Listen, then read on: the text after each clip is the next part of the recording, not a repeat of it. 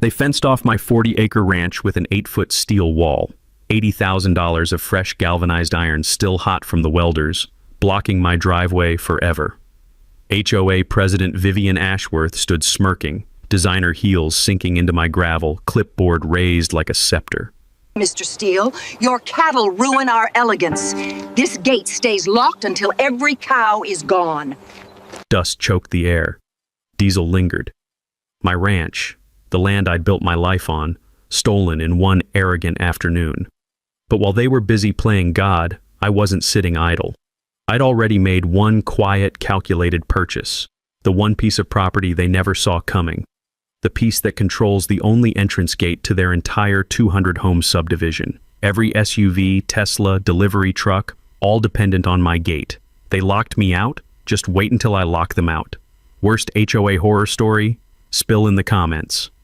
My name's Garrett Steele, and I'm a third-generation rancher in Clearwater Valley, Colorado. 52 years old, weathered hands that still reach for Sarah's coffee cup every morning. Lost my wife 18 months ago to cancer. And this 40-acre spread isn't just land. It's the only thing keeping me sane. The sweet smell of alfalfa and the rough texture of fence wire remind me I'm still alive. My grandfather built every fence post by hand when this valley was nothing but cattle and common sense. Then came progress. In 2010, developers discovered our charming rural setting and decided it needed improvement. Meadowbrook Estates sprouted around my ranch like expensive weeds, 200 McMansions filled with folks who wanted rural views without rural realities. The subdivision has one peculiar design flaw, a single main entrance. The developer cut costs by funneling all 200 homes through one access road past Frank Mueller's 2-acre plot. Frank was my grandfather's drinking buddy, an old German farmer who understood strategic positioning better than most generals. 6 months ago, Frank decided to sell. Too old for farming, kids moved to Denver. That's when I learned HOA President Vivian Ashworth had been circling like a vulture, trying to buy his land through some shell company. Vivian Ashworth, 48 years of corporate lawyer wrapped in designer clothes and weaponized entitlement. The clicking of her heels on my gravel sounds like a typewriter drafting eviction notices. She drives a white BMW that's never seen mud and carries that clipboard like it contains nuclear launch codes. Here's the thing about old property deeds. They're full of legal landmines from a simpler time. Frank's 2-acre plot came with exclusive rights to control the subdivision's entrance gate operations buried in 1962 easement language. Most people would overlook it, but I'd learned to read contracts the hard way after Sarah's medical bills taught me that details matter. Original easement agreements often supersede modern HOA covenants because they're recorded at the county level with superior legal standing.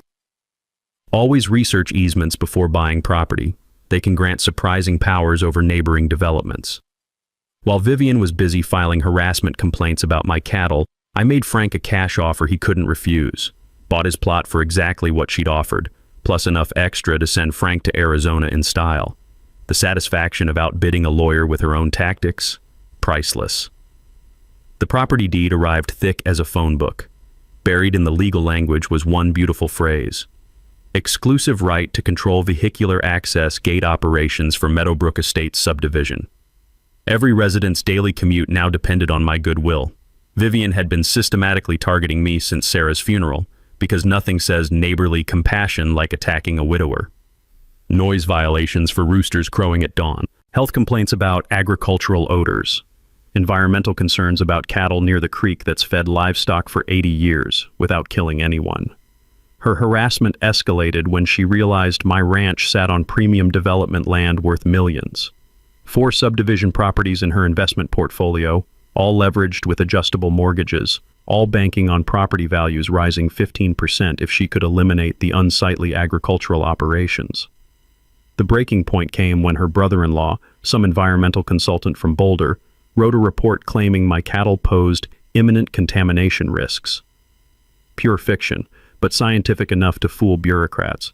The bitter taste of injustice mixed with the metallic tang of fear as I realized how far she'd go. That bogus report gave her the ammunition for an emergency HOA meeting. Public safety concerns. Unanimous vote from her hand-picked board of real estate investors masquerading as concerned neighbors. While I was at the Denver cattle auction, Her contractors invaded with steel fencing and legal documents. The grinding sound of power tools violated my land like an industrial assault. 8 feet of galvanized barrier, professionally installed, completely blocking ranch access. I came home to find my life's work imprisoned behind their steel curtain, with Vivian standing guard like she'd conquered enemy territory. But here's what she didn't know. While she was building walls, I'd already bought the key to her front door. Vivian didn't waste time celebrating her steel fence victory. Within 48 hours, she filed an emergency injunction claiming my cattle posed imminent health threats to 200 families. The courthouse paperwork smelled like fresh toner and desperation, a scent I was getting uncomfortably familiar with. Her secret weapon? Dr. Bradley Ashworth, environmental consultant who conveniently shared her last name and her talent for creative writing. 20 pages of preliminary assessment of livestock contamination risks materialized faster than most people write grocery lists. Pure fiction dressed up in scientific language, claiming my cattle were leaching E. coli into groundwater that county testing had proven cleaner than Denver municipal supplies. But Vivian's real masterstroke was hiring Blackstone Security Services. 2 guards in tactical gear now patrolled my fence line 24/7, boots crunching on gravel like some kind of suburban military occupation. Because nothing says reasonable HOA enforcement like treating a cattle ranch like a maximum security prison. "Mr. Steele," Miguel, the apologetic day shift guard, explained during one of our awkward conversations, "we're just doing our job. Ms. Ashworth pays us overtime to document any suspicious agricultural activities." The poor guy looked embarrassed, like he knew this was ridiculous but needed the paycheck to support his family. The social media blitzkrieg came next. #Meadowbrook safety hashtags proliferated across Facebook like digital cancer. Photos of my cattle drinking from the creek, the same creek that had watered livestock since Eisenhower was president, were captioned "Environmental Disaster in Progress" and "Our Children's Health at Risk."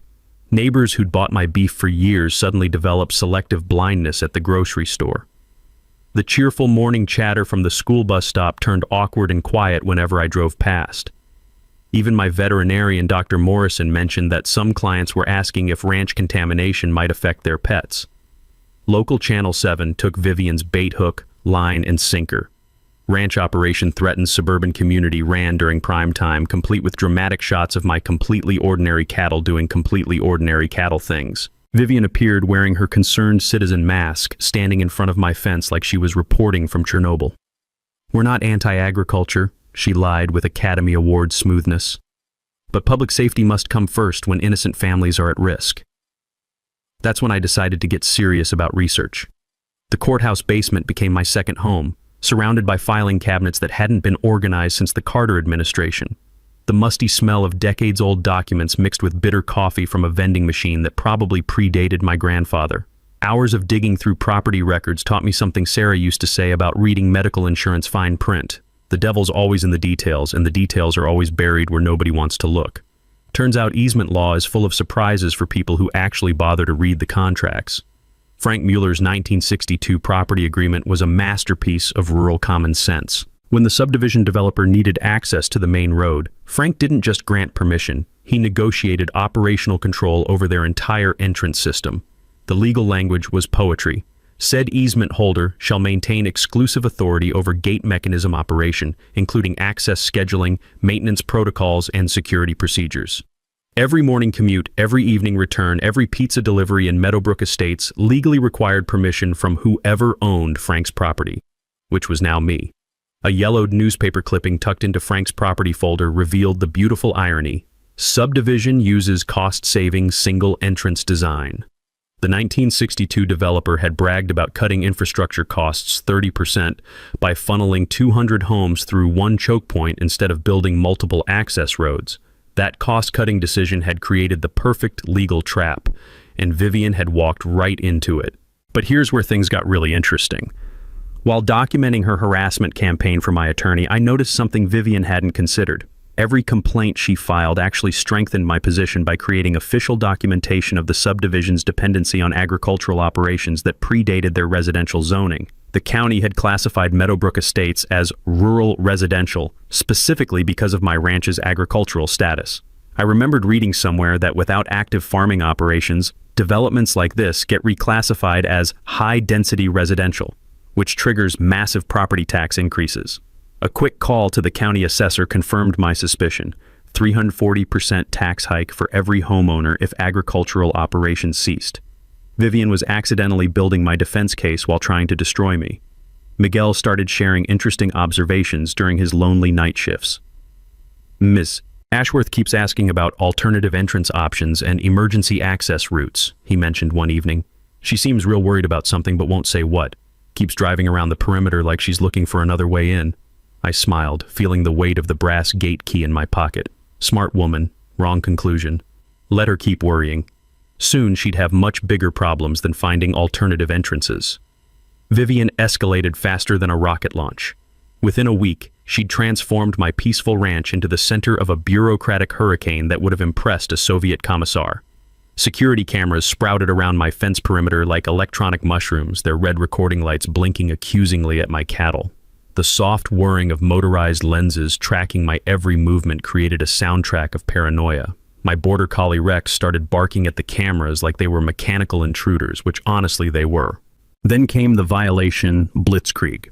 47 separate infractions in 2 weeks, each carrying a $500 daily fine. Grass too tall in the northeast pasture. Vehicles improperly parked on my own driveway. Noise ordinance violations for roosters crowing at dawn. Apparently my chickens hadn't received the subdivision's quiet hours memo. My personal favorite was the citation for unsightly agricultural equipment storage, referring to my grandfather's 1952 John Deere tractor. That machine had been sitting in the exact same spot since Eisenhower was president, but suddenly it was an eyesore threatening property values. The metallic taste of rage mixed with the bitter irony of being fined for owning farm equipment on a farm. The accumulated penalties totaled $23,500 and climbing, threatening a property lien that could force a sale. Vivian had weaponized bureaucracy with surgical precision. The health department inspection arrived unannounced on a Tuesday morning, led by a nervous inspector who clearly preferred checking restaurant kitchens to cattle operations. Behind him trailed Vivian and 2 clipboard-wielding assistants, documenting every blade of grass like crime scene investigators processing a murder. "This is completely absurd," Dr. Morrison muttered from her veterinary truck, watching the inspection circus unfold. "Your operation exceeds every health standard in the county. Those cattle are probably cleaner than most subdivision hot tubs." But absurd was Vivian's specialty. She'd carpet-bombed every government agency from the EPA to the State Agriculture Board with complaints. Each agency required separate inspections, legal responses, and mounting attorney fees that were draining my bank account like a punctured water tank. The media campaign intensified daily. Vivian appeared on 3 different news programs, each time wearing a fresh, concerned mother outfit, but delivering identical rehearsed lines about protecting innocent families from agricultural contamination. She'd hired a professional photographer to create a visual narrative of rural menace that turned ordinary farm life into something resembling a zombie apocalypse. That's when Miguel started sharing the really valuable intelligence. During his midnight shifts, he'd been watching Vivian conduct her own reconnaissance missions, driving slowly around the subdivision perimeter with contractor blueprints spread across her BMW's leather dashboard. "She's obsessed with finding alternate routes," he confided one evening, the smell of his thermos coffee mixing with the night air. "Keeps muttering about emergency exits and infrastructure independence. Last week she brought some surveyor to measure the back property lines with one of those laser things. The pieces clicked together like a safe combination, finally finding its sequence." Vivian wasn't just harassing me, she was desperately searching for a way to eliminate the subdivision's dependence on my property. She sensed something was wrong with their access situation but couldn't identify the exact vulnerability. Years ago, Sarah had given me a property law textbook after we'd had our own boundary dispute with a neighbor. I'd learned that subdivisions built during the 1960s development boom often contained unusual easement arrangements that modern lawyers didn't fully understand. Back then, rural handshake deals and common-sense agreements governed property relationships, long before armies of attorneys turned every transaction into a legal battlefield requiring team captains and referees. My research into county traffic engineering records revealed the beautiful truth. Meadowbrook Estates had exactly 0 approved secondary access points. Fire department protocols listed only one response route, Emergency medical services had filed formal complaints about the subdivision's single point of failure design. Even the Postal Service had protested the access limitations, calling it operationally inefficient and potentially dangerous. But here's where Vivian's investigation team made their crucial mistake. Her private detective had discovered my purchase of Frank's property and flagged the suspicious timing of buying land during our conflict. The investigation report focused on my motivations while completely overlooking the operational rights buried in 6 decades of legal paperwork. She knew I'd outbid her for Frank's land. She suspected I was planning retaliation, but she had no clue I was already holding the master key to her entire subdivision's daily existence. That evening's news featured another Vivian performance, standing heroically in front of the subdivision entrance sign like a general rallying her troops. "We will not be intimidated by agricultural bullying tactics," she declared with the fervor of someone defending democracy itself. This community deserves protection from outdated rural interests threatening our modern lifestyle. From my kitchen window, I watched her BMW cruise past my fence for the 3rd time that day, her silhouette hunched over engineering diagrams like a general studying battle plans. The harder she searched for alternatives, the more she proved my control was absolute. Vivian's desperation transformed into something more dangerous: creative destruction. By month 3, she'd abandoned legal niceties and embraced the scorched earth tactics that had probably terrorized corporate boardrooms from Denver to Dallas. The morning I discovered contractors digging trenches along the subdivision's back perimeter, the smell of diesel exhaust mixed with the earthy scent of violated soil. Their excavator clawed at protected wetlands with mechanical violence, supposedly installing upgraded drainage systems for resident safety. My border collie Rex started howling at the machinery like it was murdering his favorite squirrels, which, given the environmental damage, wasn't far from accurate. Miguel approached during his lunch break, hard hat perched on his sweaty forehead, the metallic taste of concern evident in his voice. "Mr. Steele, those aren't drainage ditches. I've worked enough construction to recognize road preparation. She's building a secret back entrance." The audacity was breathtaking. Vivian was attempting to construct an unauthorized access road through federally protected wetlands without permits, environmental studies, or county approval. Her contractors were slicing through conservation easements that had protected migrating bird habitat since the Nixon administration. But here's where her legal training failed her. Environmental law doesn't care how expensive your lawyer is. I'd learned plenty about wetland protection during Sarah's volunteer work with the Colorado Wildlife Federation. Federal wetland violations can trigger criminal penalties, not just fines, the kind of charges that make corporate lawyers very nervous about their professional licenses. One anonymous tip to the county environmental office later, and Vivian's illegal construction project faced the wrath of bureaucratic justice. The inspector arrived in a Prius like an avenging environmental angel, armed with citation books thicker than phone directories.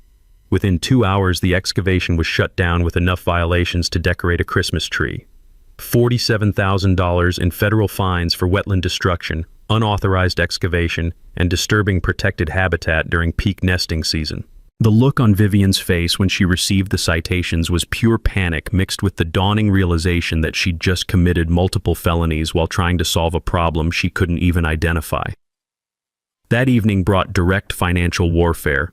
Property liens materialized on my ranch for accumulated HOA violations, now totaling $67,500 in manufactured penalties.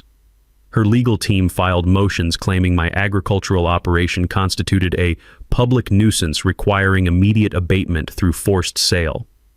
The psychological pressure intensified like a slowly tightening vice. She'd organized safety patrols of subdivision residents who drove past my fence at all hours, photographing everything from cattle positions to visitor license plates. The constant surveillance created an atmosphere of suburban East German surveillance that would have impressed the Stasi. Dr. Morrison mentioned that clients were asking if ranch contamination might affect their pets. Jake at the feed store reported subdivision residents pressuring him to stop serving environmentally dangerous operations. The social isolation campaign was working. Neighbors who'd bought my beef for years now crossed streets to avoid conversation.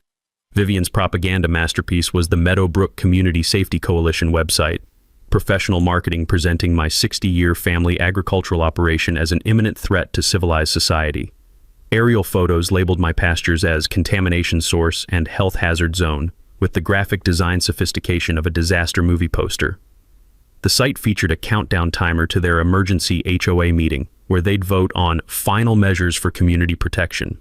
The agenda included forcing ranch closure through eminent domain and authorizing whatever legal action necessary to eliminate agricultural threats. That's when I decided to inspect my real weapon. Late one evening, I walked the perimeter of Frank's property, my property, studying the gate mechanism that controlled everything Vivian held dear. The cool night air carried the sound of sprinkler systems and garage doors throughout the subdivision, the gentle hum of suburban routines that depended entirely on my cooperation.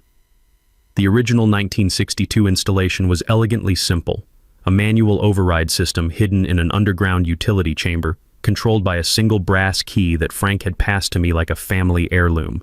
The subdivision's fancy electronic gate was just expensive window dressing. The real power lay in that hidden manual system that could lock or unlock access regardless of modern electronics. Frank had shown me this mechanism years ago during one of our property line conversations, back when it seemed like interesting historical trivia rather than strategic nuclear arsenal. Standing there in the darkness, I could see lights burning in subdivision windows, families having dinner, kids doing homework, neighbors living comfortable lives while their elected representative waged a war that was about to backfire spectacularly. The brass key felt warm in my palm, smoothed by 6 decades of use. Such a small piece of metal to control so many lives, so many daily routines, so many assumptions about suburban independence. Vivian's BMW cruised past on another reconnaissance mission, her silhouette hunched over aerial maps like a general planning the Normandy invasion. She'd driven herself into obsessive frenzy trying to solve a puzzle she didn't know existed. Time to give her the education she'd been asking for. That night, I finally opened Frank Mueller's complete property files, the thick manila folder I'd been saving like vintage bourbon for the perfect moment. The musty smell of decades-old papers mixed with the lingering aroma of Frank's pipe tobacco still clinging to the documents. Inside was 60 years of legal documentation that would make Vivian's worst nightmares look like pleasant bedtime stories. The original 1962 subdivision development agreement read like a contract written by someone who understood the difference between cooperation and surrender. When developers needed access to the main county road, Frank hadn't just rolled over. He'd negotiated like a man who knew his land's true value. The language was poetry disguised as legal text. Easement holder shall maintain perpetual and exclusive authority over all vehicular access gate operations, including but not limited to scheduling, maintenance, security protocols, and emergency procedures for the Meadowbrook Estates residential development.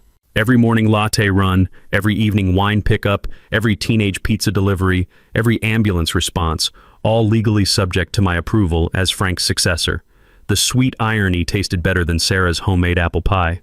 Frank's handwritten maintenance logs, kept with German precision for 6 decades, revealed the subdivision's Achilles heel.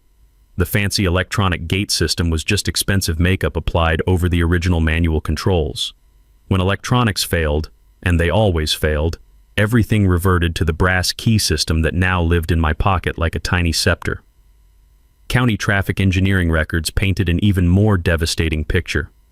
Meadowbrook Estates existed as a single-access residential development, specifically because Frank's easement agreement had guaranteed perpetual cooperation. No alternate routes had ever been planned, approved, or legally possible.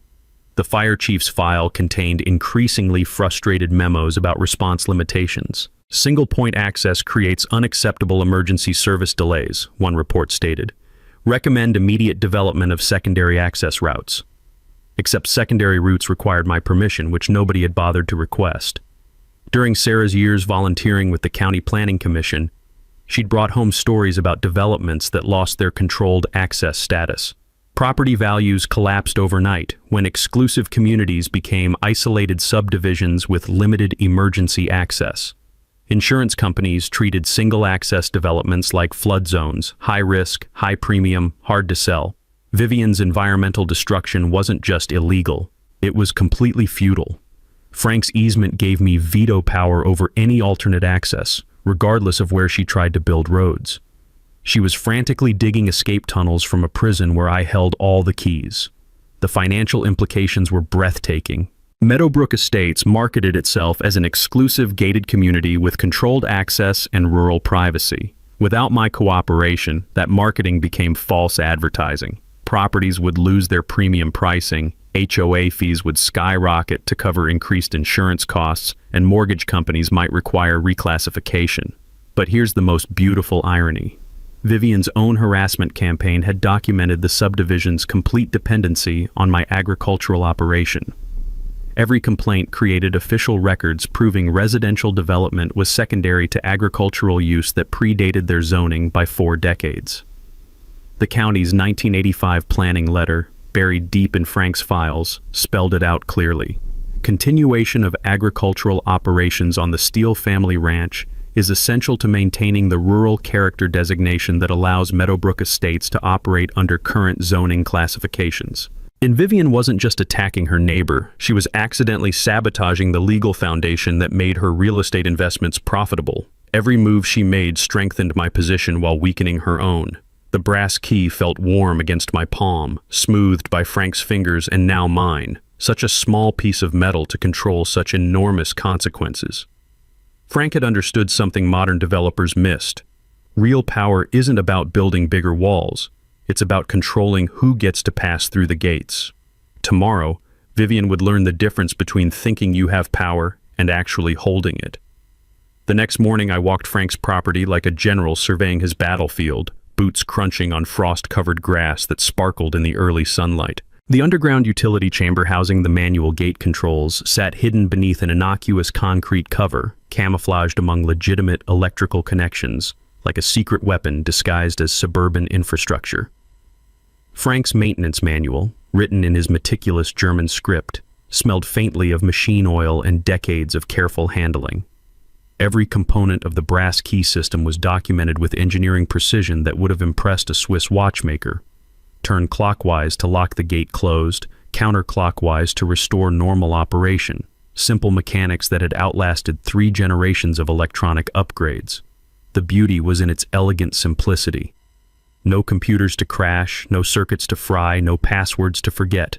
Just mechanical precision engineered to survive longer than the subdivision it controlled. I spent hours studying traffic patterns like a wildlife biologist tracking migration routes. Morning rush hour peaked between 6:45 and 8:15 a.m., 200 vehicles flowing through the single entrance in a predictable ballet of suburban routine. Coffee shop runs, school drop-offs, commuter trains that waited for no one. Rex had developed his own traffic analysis, barking precisely 30 seconds before the morning rush began, as if he could smell the approaching anxiety of subdivision residents racing against their schedules. Evening waves crested from 5:30 to 7 o'clock p.m., with secondary pulses during soccer practice pickups and grocery emergencies. These weren't just commuters, they were prisoners of convenience, completely dependent on smooth access to maintain their precisely choreographed suburban lives. Martha, my attorney, had quietly assembled our legal arsenal while Vivian fought her publicity war. The documentation folders stacked on her conference table like ammunition for a legal siege. Original easement agreements, county traffic studies, emergency protocols, and 60 years of property records establishing my unshakable authority. Garrett, she explained over coffee that tasted like impending vindication, her harassment campaign has become our greatest asset. Every frivolous complaint creates official documentation of her retaliation against legitimate property rights. She's building our case while trying to destroy you. Years ago, Sarah had taught me that the most effective protests weren't the loudest ones. They were the ones that forced people to experience uncomfortable truths they'd rather ignore. My demonstration would be a masterclass in strategic inconvenience.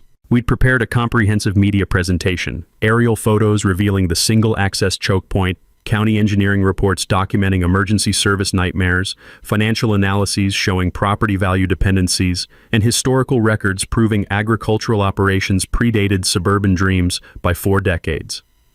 Martha had contacted investigative reporter Sarah Tatum from Channel 9, whose HOA corruption exposés had earned state journalism awards and several death threats from angry board members.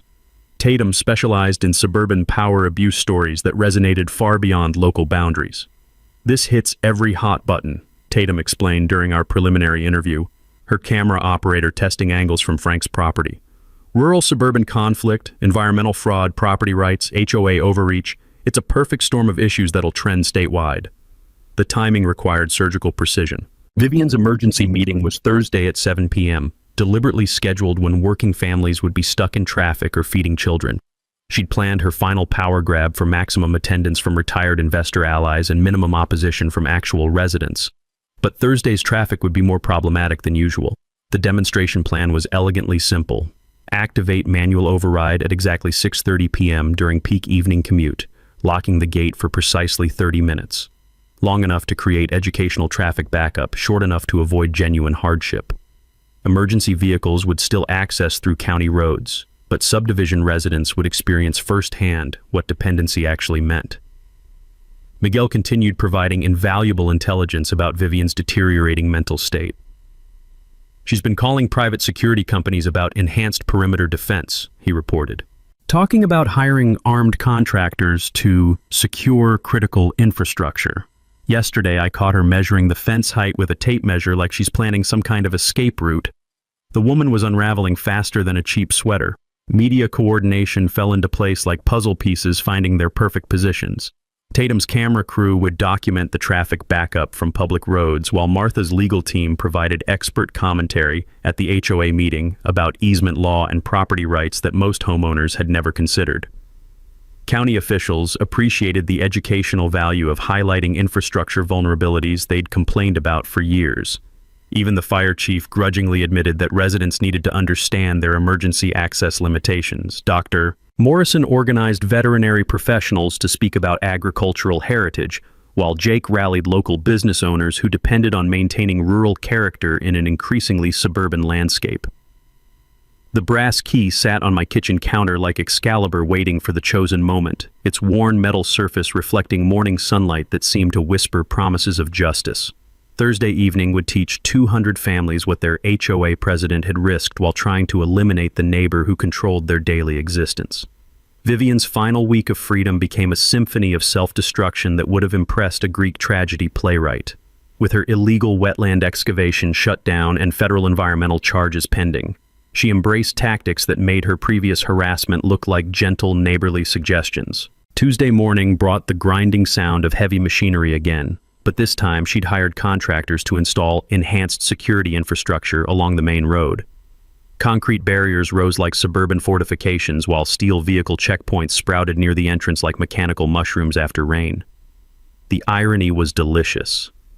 Vivian was spending her dwindling resources fortifying an entrance she didn't actually control. Miguel watched the installation with professional bewilderment, his morning coffee growing cold as he observed the futility. Mr. Steele, she's building checkpoints and visitor screening stations, talking about controlled access protocols and threat assessment procedures. Yesterday she asked me if we should install razor wire. The smell of wet concrete mixed with the bitter scent of desperation as contractors installed barriers that would become useless the moment I turned a brass key in an underground chamber Vivian had never discovered. Her financial assault escalated to kamikaze levels. Property liens now totaled $89,000 in accumulated violations, while her legal team filed 17 separate motions demanding immediate ranch closure for ongoing agricultural terrorism. The metallic taste of injustice mixed with the sweet anticipation of approaching vindication. But Wednesday brought her most spectacular miscalculation, hiring 3 separate private investigation firms to conduct comprehensive threat assessments of my background, finances, and personal relationships. The investigators were so obvious they might as well have worn "Spy for Hire" t-shirts. One PI approached my elderly neighbor asking about my suspicious nighttime activities, meaning my evening cattle checks. Another tried interviewing Dr. Morrison about my psychological stability following spousal death. The third made a fatal error, photographing mail in my roadside box. That's when Detective Ray Morrison, Dr. Morrison's cousin and county sheriff's investigator, received a very interesting call from federal postal inspectors about mail tampering violations. Turns out Vivian's private investigator had committed a federal crime while looking for leverage against me. The federal investigation that followed was like watching dominoes fall in slow motion. Mail tampering led to surveillance of Vivian's communications, which revealed the bribery attempts. which uncovered the environmental fraud, which exposed the financial crimes funding her harassment campaign. Sarah had always said that criminals usually catch themselves by trying too hard to be clever. Detective Morrison shared some fascinating details during our coffee shop conversation, the aroma of justice mixing with freshly ground beans. She's violated so many federal laws we've stopped counting. Mail crimes, environmental violations, harassment, stalking, bribery, conspiracy. This woman's built a criminal enterprise around eliminating your ranch. Federal investigators had obtained warrants for her electronic communications, discovering text messages that read like confessions to organized crime. One message to her contractor brother-in-law: "Do whatever it takes to eliminate the ranch operation. I'll cover legal costs when we get caught." Another to her investment partner: "Property values will increase 40% once we remove the agricultural nuisance. Current legal expenses are just business investments." Most damaging was her text to the private investigator: "Find criminal evidence or create compromising situations. Everyone has weaknesses. Exploit whatever you discover to force the rancher out." But here's where Vivian made her final fatal mistake. She'd been secretly recording HOA meetings to document her heroic efforts to protect community safety. Those recordings captured her discussing bribery, environmental fraud, and conspiracy to commit various federal crimes. When Detective Morrison played back her own words during the federal interview, Vivian realized she'd created a comprehensive audio confession to multiple felonies while trying to document her victimhood.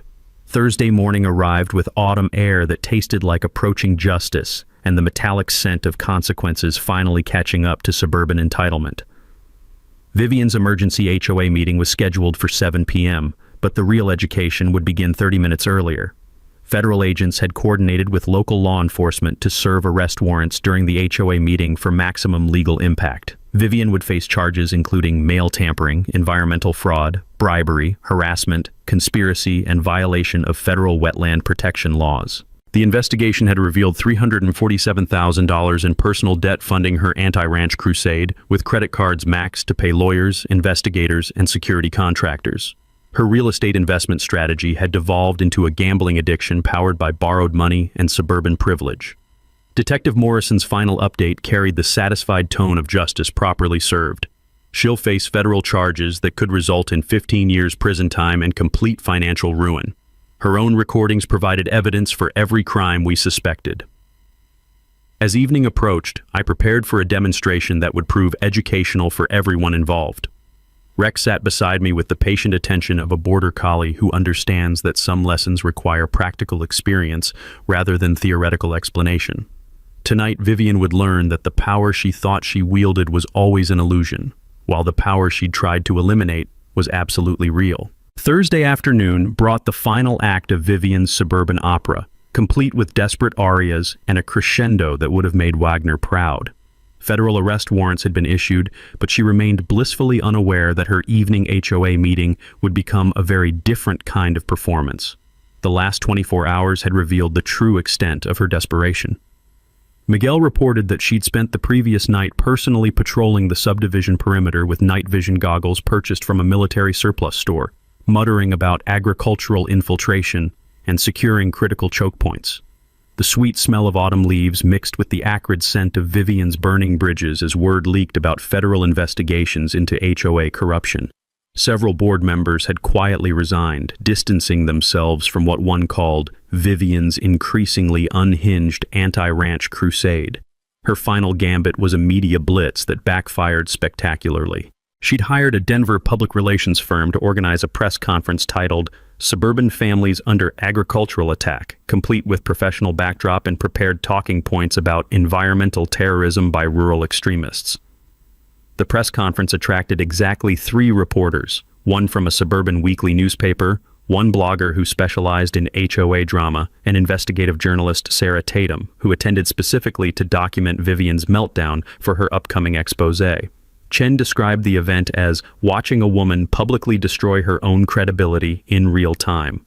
Vivian's prepared remarks included accusations that I was weaponizing livestock against innocent families, and demands for federal intervention to protect suburban communities from agricultural warfare. The questions from reporters revealed how completely she'd lost perspective. When asked for evidence of actual health threats, she produced photos of cattle drinking from the creek, the same creek that had provided clean water for 80 years. When pressed about the wetland destruction, she claimed, "Environmental regulations are tools of rural oppression designed to prevent suburban progress." But her masterpiece was demanding that county commissioners declare agricultural operations incompatible with modern residential development and grant her emergency authority to eliminate rural threats to suburban security. The metallic taste of secondhand embarrassment filled the air as even her own hired PR consultant tried to redirect the conversation toward more rational talking points. Vivian ignored the guidance, doubling down on increasingly paranoid accusations that painted my family's three-generation ranch as some kind of terrorist training facility. That afternoon, she organized what she called a community defense assembly in the subdivision's clubhouse. Flyers promised final solutions to agricultural threats and legal strategies for permanent ranch elimination. The dramatic language attracted attention from federal investigators monitoring her communications for potential domestic terrorism implications. Miguel infiltrated the meeting, reporting that attendance was embarrassingly sparse, 12 people in a room designed for 200. Most were Vivian's real estate investment partners, increasingly nervous about their financial exposure in her legal battles. The meeting devolved into financial planning for scenarios that included my arrest, federal seizure of ranch property, and emergency relocation of subdivision residents if agricultural attacks escalated. Vivian had prepared evacuation routes, temporary housing arrangements, and legal strategies for claiming refugee status from rural harassment. The paranoid fantasies would have been entertaining if they weren't so pathetically desperate. Detective Morrison's surveillance team documented the meeting, adding conspiracy charges to Vivian's expanding federal case. Her own words, recorded by federal investigators, included discussions of eliminating the agricultural threat through whatever means necessary, and coordinating community defense against rural terrorism. But the real revelation came when Miguel discovered Vivian's escape plan. She'd rented a storage unit filled with packed belongings, purchased a plane ticket to Costa Rica under a false name, and liquidated her investment accounts to fund her flight from federal prosecution. She planned to trigger her emergency HOA powers during Thursday's meeting, force an immediate vote declaring my ranch a clear and present danger, then disappear before arrest warrants could be served. The beautiful irony was that she'd planned her escape for exactly when my gate demonstration would trap every subdivision resident, including herself, behind locked entrance barriers. As 6:30 p.m. approached, I walked to Frank's property carrying the brass key that would transform Vivian's final power grab into a practical lesson about who actually controlled access in Meadowbrook Estates. The underground chamber felt cool against my palm as I inserted the key into the manual override mechanism. Rex followed me with the patient attention of a border collie who understands that some education requires hands-on demonstration rather than theoretical explanation. County police were positioned throughout the area, federal agents waited in unmarked vehicles, and Sarah Tatum's camera crew had established strategic positions to document what promised to be the most educational HOA meeting in subdivision history. The brass key turned with mechanical precision that Frank would have appreciated. Electronic gate controls went dark as manual override engaged, locking the entrance in closed position just as evening commuters began their predictable journey home. Time to show Vivian what real power looked like. At exactly 6:30 p.m., I turned Frank's brass key clockwise in the underground chamber, feeling 60 years of mechanical precision engage with a satisfying metallic click that echoed like destiny finding its rhythm. The subdivision's main entrance gate didn't slam shut dramatically. It simply stopped responding to electronic signals and settled into locked position with the quiet authority of absolute control. Within minutes, the backup began. The first car reached the gate at 6:34 p.m., Dr. Jennifer Walsh returning from her pediatric practice, pressing the remote control with increasing frustration as nothing happened. Behind her, vehicles accumulated like suburban dominoes. Mercedes sedans, Tesla SUVs, pickup trucks, and minivans filled with soccer equipment and grocery bags. By 6:45 p.m., 47 cars stretched along the access road in a perfectly documented traffic jam that proved every resident's complete dependence on my cooperation. The sound of car horns mixed with confused conversations as neighbors stepped out to examine the mysteriously unresponsive gate. "What's wrong with this damn thing?" shouted Tom Bradley, subdivision board member, as he jabbed the call button repeatedly. The intercom remained silent because there was nobody to answer. The electronic system had been overridden by mechanical authority that predated their entire community. Sarah Tatum's camera crew captured everything from public roads, documenting the growing chaos with professional precision. The visual was perfect. Dozens of expensive vehicles trapped behind a gate controlled by the rancher their HOA had spent months trying to eliminate. At 7:00 p.m., Vivian's emergency meeting convened in the clubhouse with only 18 attendees. The rest were stuck outside in their cars, unable to access the parking lot. The bitter irony tasted sweeter than victory wine. Her final power grab was sabotaged by her own ignorance about who actually controlled subdivision access. Detective Morrison and federal agents positioned themselves near the clubhouse entrance, arrest warrants ready for optimal timing. The smell of autumn evening air mixed with diesel exhaust from idling vehicles and the electric tension of approaching justice. Inside the clubhouse, Vivian began her presentation about emergency measures for community protection, apparently unaware that half her audience was trapped outside and federal investigators were preparing to end her suburban reign of terror. At 7:15 p.m., I walked to the gate carrying Frank's original property deed and the brass key that had controlled subdivision access for 6 decades. County Traffic Engineer Bill Santos was already there, having been summoned by increasingly frantic residents demanding emergency access restoration. "Ladies and gentlemen," I announced to the crowd of trapped residents, my voice carrying clearly in the cool evening air. "I'm Garrett Steele, and I own the property that controls this gate through a legal easement established in 1962. The stunned silence was broken by Dr. Walsh. "You can't just lock us out of our own homes." I held up Frank's deed and the brass key, both glinting under the gate's security lights. "Actually, according to county records and this easement agreement, I can control access as needed to protect my property rights. The same property rights your HOA has been violating for 3 months. Engineer Santos confirmed my authority to the growing crowd. "Mr. Steele holds the original easement that grants operational control over this access system. The subdivision was approved with his family's cooperation, not their permission." At 7:20 p.m., I restored gate access with a simple counterclockwise turn of the brass key. The electronic system hummed back to life as trapped residents flowed through the entrance like water breaking through a dam, finally understanding their complete dependency on the neighbor they'd been trying to eliminate. But the real climax occurred inside the clubhouse, where Vivian was mid-sentence in her rant about agricultural terrorism when Detective Morrison interrupted with federal arrest warrants. "Vivian Ashworth, you're under arrest for mail tampering, environmental fraud, bribery, harassment, and conspiracy," Morrison announced as Sarah Tatum's cameras rolled. "You have the right to remain silent." The metallic click of handcuffs provided percussion for Vivian's shocked protests about rural conspiracies and federal overreach protecting agricultural terrorists. Her own recorded confessions had provided evidence for every charge, creating an airtight case built from her own paranoid documentation. As federal agents led her past the restored gate in handcuffs, residents who'd just experienced their access dependency firsthand watched their former HOA president face the consequences of her suburban tyranny campaign. Ellen Martinez, a retired teacher who'd opposed Vivian's harassment from the beginning, addressed the crowd that had gathered near the gate.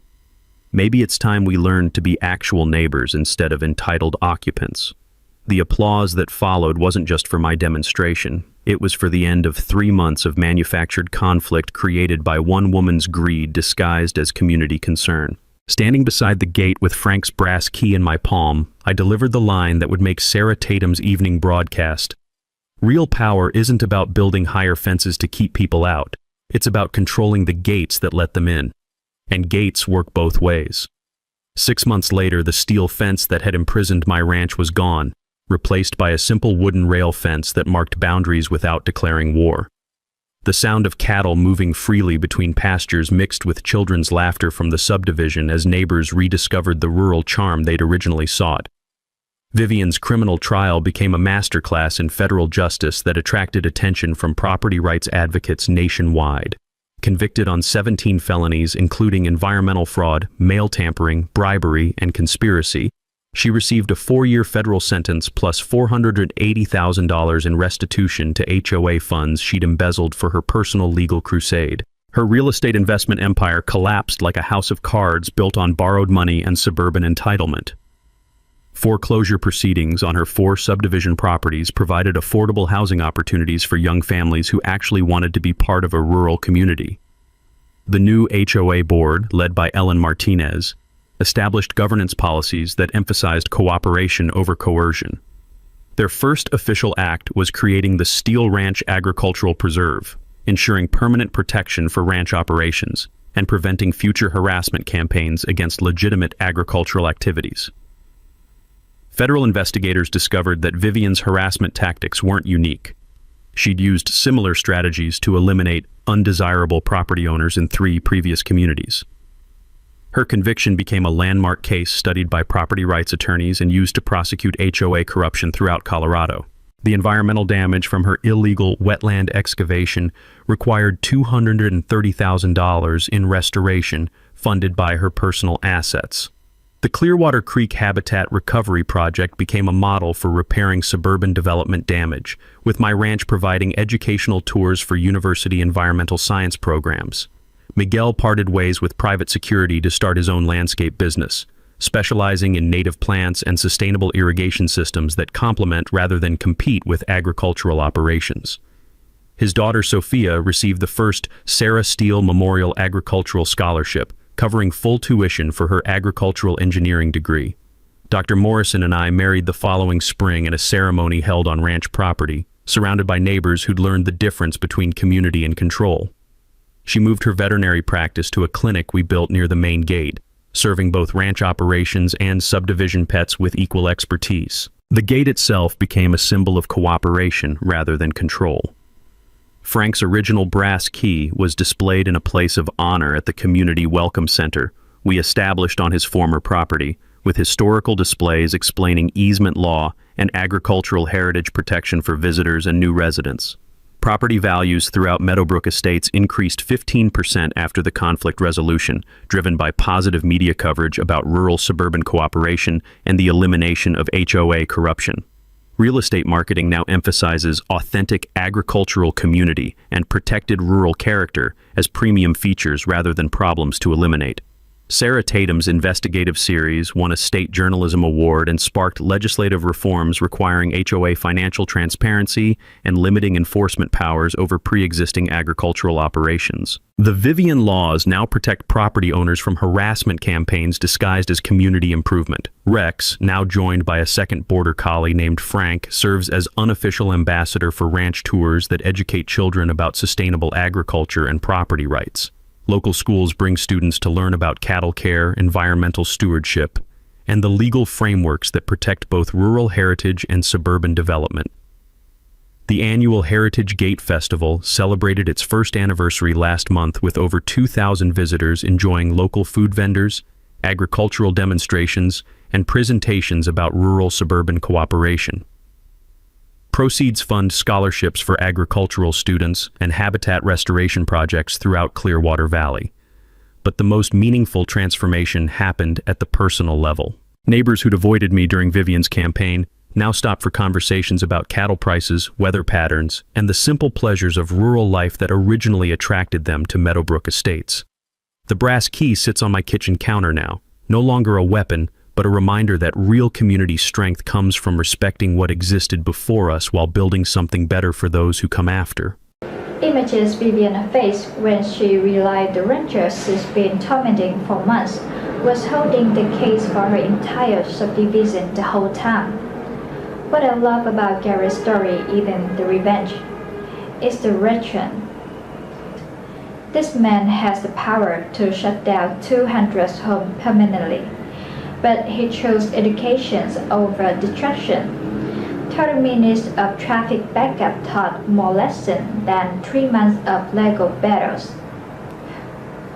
Vivian threw everything at him: $80,000 steel fences, federal investigation, environment fraud, private detectives. She turned his grief into a weapon against him, but every move she made was building Gary's defense case without her knowing. The real genius. While she was desperately searching for alternate routes that didn't exist, Garrett was quietly documenting her federal crimes. She recording her own confession, thinking she was building evidence against him. We all met Vivian, right? People mistake position for power, who think volume beats substance. They count on you being too tired, too scared, too distant to fight back properly. But here's what Frank Miller, Brass K really represent. Sometimes the most powerful response to aggression is just knowing exactly what you control. If this story crashes, that's Justice H. Subscribe for more David versus Goliath victories. What is your move when someone tries to steal what rightfully yours? Let me know in the comment. Remember, the best lock are the ones that keep people out. They are the ones that remind people who hold the key. What is the move when someone tries to steal what rightfully yours? Let me know in the comments. Remember, the best lock are the ones that keep people out. They are the ones that remind people who hold the case. Thank you for watching.